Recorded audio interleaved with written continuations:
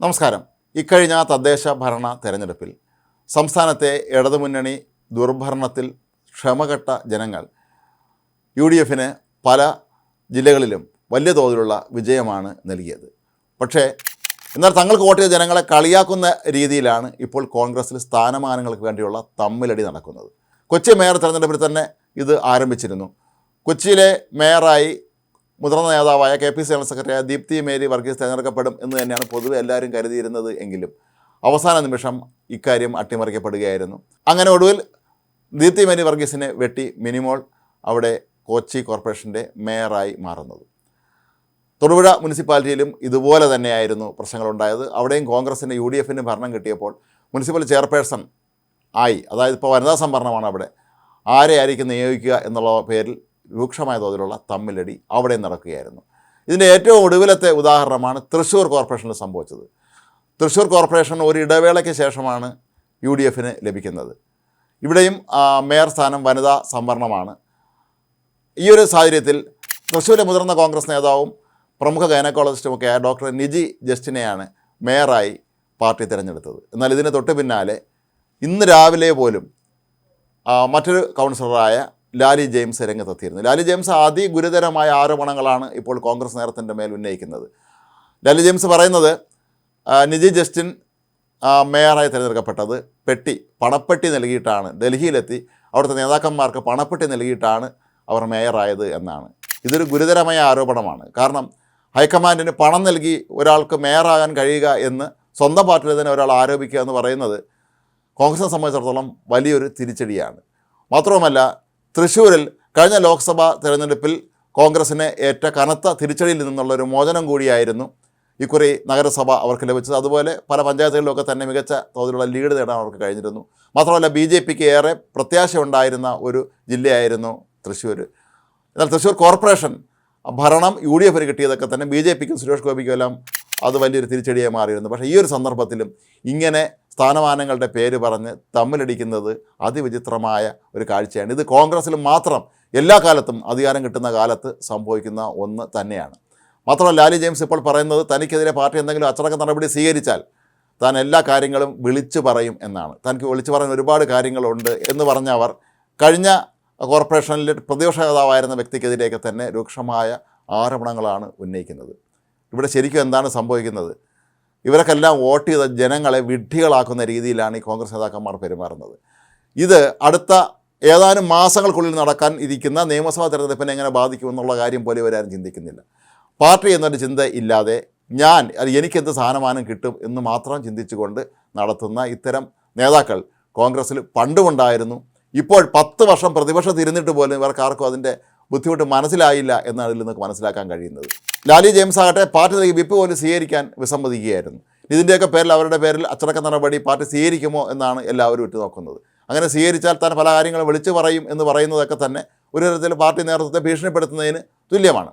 ഇതിനൊക്കെ വഴങ്ങുന്ന രീതിയാണ് പലപ്പോഴും കോൺഗ്രസ്സിൽ ഉണ്ടാകാറുള്ളത്. കാരണം ആരുടെയെങ്കിലും പേരിൽ അച്ചടക്ക നടപടി സ്വീകരിക്കാൻ ഇറങ്ങിയാൽ അവരുടെ ഗ്രൂപ്പിൽപ്പെട്ട മറ്റു നേതാക്കളെല്ലാം കൂടെ ഒരുമിച്ചിറങ്ങുകയും അങ്ങനെ ആ അച്ചടക്ക നടപടി ഇല്ലാതാവുകയും പിന്നീട് ഇവരെല്ലാവരും പാർട്ടിയിൽ തുടരുകയും ചെയ്യുന്ന ഒരു വളരെ സങ്കീർണമായ ഒരു അവസ്ഥയാണ് കോൺഗ്രസ്സിൽ എല്ലാ കാലത്തും ഉണ്ടായിട്ടുള്ളത്.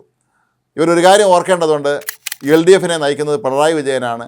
അവരെ സംബന്ധിച്ചിടത്തോളം അവർക്ക് വളരെ തന്ത്രപൂർവ്വം നീങ്ങാനുള്ള രാഷ്ട്രീയമായ എല്ലാവിധ സംവിധാനങ്ങളും അവർക്കുണ്ട്. ഒരു കേഡർ പാർട്ടി എന്നുള്ള നിലയിൽ അവർക്ക് മുകൾ തട്ട് മുതൽ താഴെ അറ്റം വരെ അവർക്ക് കൃത്യമായി ക്രമീകരിക്കാനും അവിടെ തങ്ങളുടെ സംവിധാനങ്ങൾ ഒരുക്കി കോൺഗ്രസ് നേരിടാനും ഒക്കെയുള്ള സംവിധാനം ഇപ്പോഴും അവർക്കുണ്ട്. ഈ തിരഞ്ഞെടുപ്പിൽ അവർക്കൊരു തിരിച്ചടി ഏറ്റു എന്നുള്ളത് പരമാർത്ഥമായിരിക്കെ ഇതെല്ലാം കാണുന്ന ജനങ്ങളെക്കുറിച്ച് എന്തുകൊണ്ട് ഇവർ ചിന്തിക്കുന്നില്ല എന്നാണ് സ്വാഭാവികമായി നമ്മൾ ചിന്തിക്കേണ്ടത്. ഇടതുമുന്നണി ഭരണത്തിൽ സഹികെട്ട് എന്നാൽ നിങ്ങൾ ഭരിച്ചോളൂ എന്ന് പറഞ്ഞുകൊണ്ട് ജനങ്ങൾ മുന്നിട്ടിറങ്ങുമ്പോൾ അത് വേണ്ട, കാര്യം ഞങ്ങൾക്ക് അധികാരം തന്നാൽ ഞങ്ങൾ ഇതുപോലെ വീണ്ടും തമ്മിലടിക്കും എന്ന് തന്നെയാണ് ഈ ഒരു തർക്കങ്ങളിലൂടെ ഇവർ ജനങ്ങൾക്ക് മുന്നിൽ കാഴ്ചവെക്കുന്നത്. ഇത് അടുത്ത നിയമസഭാ തെരഞ്ഞെടുപ്പിൽ വലിയ ദോഷകരമായി മാറാനുള്ള സാധ്യത തള്ളിക്കളയാൻ കഴിയുകയില്ല UDFിൻ്റെ നേതൃത്വമാകട്ടെ ഇത്തരം കാര്യങ്ങളിലൊക്കെ തന്നെ കൃത്യമായൊരു നിലപാടെടുക്കാതെ ഈ വിമതന്മാരെ അതല്ലെങ്കിൽ പാർട്ടി നേതൃത്വത്തിന് എതിരെ രംഗത്തെത്തുന്നവരെയൊക്കെ തന്നെ പരസ്യമായി നിലപാടെടുക്കുന്നവരെയൊക്കെ തന്നെ ഉൾക്കൊണ്ടുകൊണ്ട് മുന്നോട്ട് പോകുന്നത് പലപ്പോഴും കോൺഗ്രസ് നേതാക്കൾ പറയാനുള്ളൊരു കാര്യമുണ്ട്, ഇത് കോൺഗ്രസ് അല്ലേ, അതിന് ഇവിടെ ഇതൊക്കെ നടക്കുകയുള്ളൂ എന്നുള്ളൊരു ചിന്ത പണ്ട് പോലെ കോൺഗ്രസ് നേതൃത്വത്തിനുമുണ്ട്.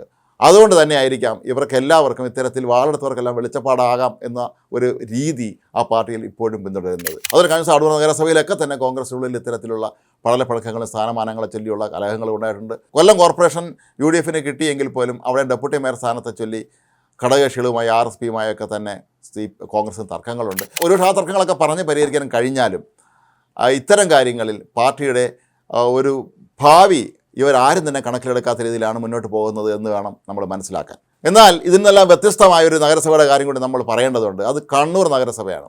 കണ്ണൂർ നഗരസഭ ഏറെ നാളുകളായി കോൺഗ്രസ് തന്നെയാണ് ഭരിക്കുന്നത്. ഇക്കുറി തിരഞ്ഞെടുപ്പ് ഫലം പുറത്തു വന്നതിന് തൊട്ട് പിന്നാലെ തന്നെ അവിടുത്തെ മുതിർന്ന നേതാവായ പലതവണ കൗൺസിലറായിരുന്ന കഴിഞ്ഞ ഡെപ്യൂട്ടി മേയറൊക്കെ ആയിരുന്ന P. ഇന്ദിര തന്നെയായിരിക്കും മേയറെന്ന് പാർട്ടി പ്രഖ്യാപിച്ചു.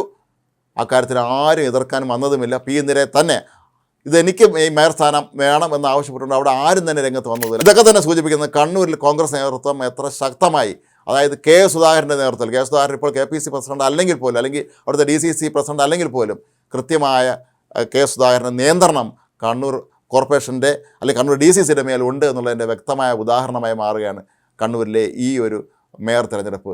മറ്റ് ജില്ലകളിലെ കോൺഗ്രസ് നേതാക്കന്മാരെല്ലാവരും കണ്ണൂരിൻ്റെ ഈ ഒരു പാഠം കണ്ടുപഠിക്കേണ്ടതാണ്. കാരണം 10 വർഷം പ്രതിപക്ഷത്തിരുന്നതിന് ശേഷം മാസങ്ങൾക്ക് ശേഷം നടക്കുന്ന തിരഞ്ഞെടുപ്പിൽ അധികാരം കിട്ടാം എന്നുള്ള ഒരു അവസ്ഥയിലേക്ക് ഈ നാട്ടിലെ ജനങ്ങൾ പോലും എത്തി നിൽക്കുമ്പോൾ ഞങ്ങൾക്ക് നിങ്ങളുടെ സേവനമൊന്നും വേണ്ട, ഞങ്ങൾ ഇത്തരത്തിൽ തമ്മിലടിച്ച് നശിച്ചു കൊള്ളാം എന്നുള്ളൊരു നിലപാട് ഈ പാർട്ടിയുടെ പ്രമുഖ നേതാക്കളൊക്കെ തന്നെ എടുക്കുകയും ഈ താഴ്ത്തട്ടുള്ള അണികളെ അതിന് പ്രോത്സാഹിപ്പിക്കുകയും ചെയ്യുന്ന ഒരു രീതി കോൺഗ്രസിന് പണ്ട് മുതലേ ഉള്ളതാണ്. പക്ഷേ ഈ 10 വർഷം പ്രതിപക്ഷത്തിരിക്കുമ്പോഴെങ്കിലും അവർ മര്യാദ പഠിക്കുമെന്നാണ് കരുതിയിരുന്നത്. പക്ഷേ അവർ ഇനിയും അക്കാര്യത്തിൽ മര്യാദ പഠിച്ചിട്ടില്ല, കാര്യങ്ങൾ മനസ്സിലാക്കിയിട്ടില്ല.